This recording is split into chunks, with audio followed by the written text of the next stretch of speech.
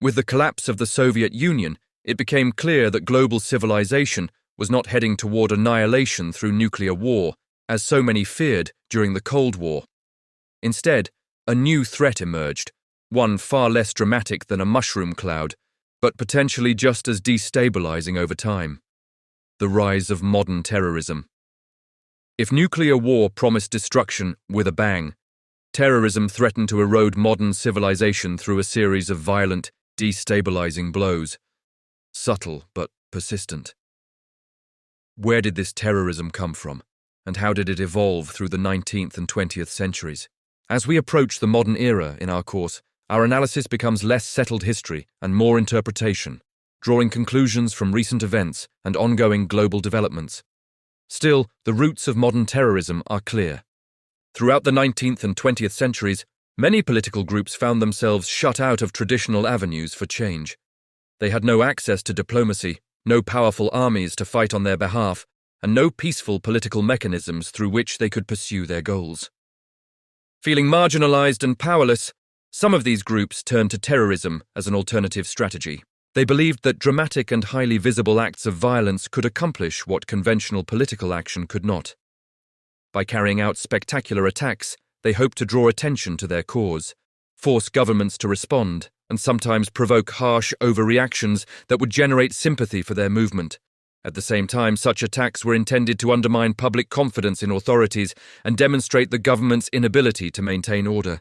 For these groups, terrorism became a tool for achieving political objectives when other options seemed unavailable. This pattern appeared repeatedly across the 19th and 20th centuries, as different movements used violence to gain influence, attract attention, and pursue goals they believed could not be achieved through peaceful means. One of the earliest and most famous examples of modern terrorism took place in Bosnia in June 1914. Gavrilo Princip, a Serbian nationalist linked to the secret terrorist organization known as the Black Hand, assassinated Archduke Franz Ferdinand of Austria-Hungary and his wife Sophie while they were visiting Sarajevo. Princip and his associates hoped that the attack would advance the cause of Serbian nationalism and weaken Austrian control in the region.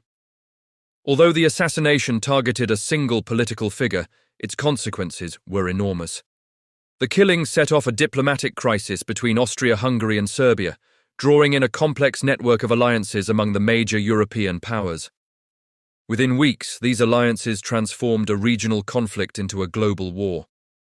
As a result, the assassination became the spark that ignited World War I, demonstrating how a single act of terrorism could have far-reaching and unexpected consequences on the international stage. Throughout much of modern history, Ireland remained under British control, and many Irish people sought independence from British rule. In the late 19th century, efforts to achieve this goal were largely political and peaceful. At the same time, the Irish Republican Army, IRA, originally founded in the 1860s as a paramilitary movement dedicated to Irish independence, represented a more militant tradition within Irish nationalism. Tensions escalated during the Easter Rising of 1916, when Irish nationalists launched an armed rebellion against British authority. Although the IRA did not lead the uprising, British officials blamed the organisation and responded by executing 16 nationalist leaders. Rather than suppressing support for independence, these executions generated sympathy for the nationalist cause and increased resistance to British rule. Between 1919 and 1921, under the leadership of Michael Collins, the IRA adopted tactics that included ambushes, assassinations, and bombings against British forces and officials. These methods were intended to weaken British control and make governing Ireland increasingly difficult. The campaign proved effective in pressuring Britain to negotiate, eventually contributing to the creation of the independent Irish Free State, which later became the Republic of Ireland. However, the conflict did not end with independence. Northern Ireland remained part of the United Kingdom, and the IRA continued violent operations there for decades.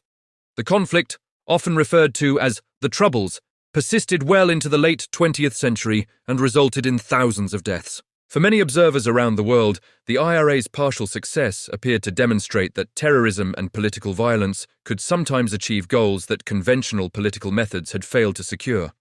As a result, the Irish experience became an influential example for later militant movements seeking political change through violence. Another important source of modern terrorism emerged in Palestine during the late 19th and early 20th centuries.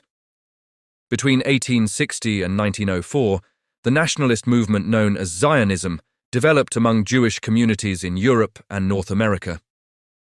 Zionists argued that the Jewish people needed a homeland in Palestine, the historic location of the ancient kingdoms of Israel and Judah. As a result, increasing numbers of Jewish settlers migrated to the region, purchasing land from local Arab landowners and from the Ottoman government, which controlled Palestine at the time. The movement grew significantly after World War II and the Holocaust, when many Jewish survivors sought refuge and supported the creation of a Jewish state. Tensions increased between Jewish settlers, the Arab population of Palestine, and British authorities, who governed the territory under a League of Nations mandate. Between 1946 and 1948, some Zionist militant organizations adopted violent tactics in an effort to pressure Britain to end its control of Palestine and allow the establishment of a Jewish state. One of the most famous incidents occurred on July 22, 1946, when members of the Jewish underground group Irgun bombed the King David Hotel in Jerusalem, which housed British administrative headquarters. The explosion killed 91 people, including British officials, military personnel, and civilians. These events formed part of the larger struggle that led to the declaration of Israeli independence in May 1948. In the view of many people throughout the Middle East, the use of violence by Zionist militant groups appeared to have contributed to the creation of the State of Israel, whether or not that interpretation fully reflected the complex political and military circumstances involved. At the same time, many Jewish militants regarded these actions as an essential part of their fight for national independence and self-determination. Similar patterns of terrorism emerged across the world during the 20th century. In Peru, the communist insurgent group known as the Shining Path used bombings, assassinations, and other acts of violence in an effort to overthrow the government and create a revolutionary state.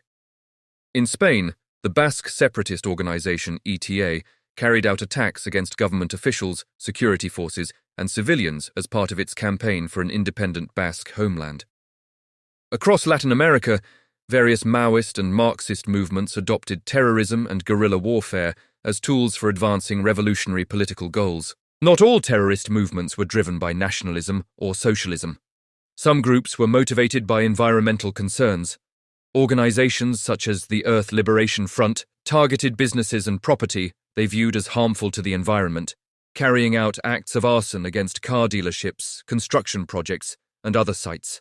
These groups believed that dramatic acts of destruction would draw attention to environmental issues and pressure governments and corporations to change their policies. By the late 20th century, these examples reinforced a growing belief among many extremist movements that even relatively small organizations could gain international attention through terrorism.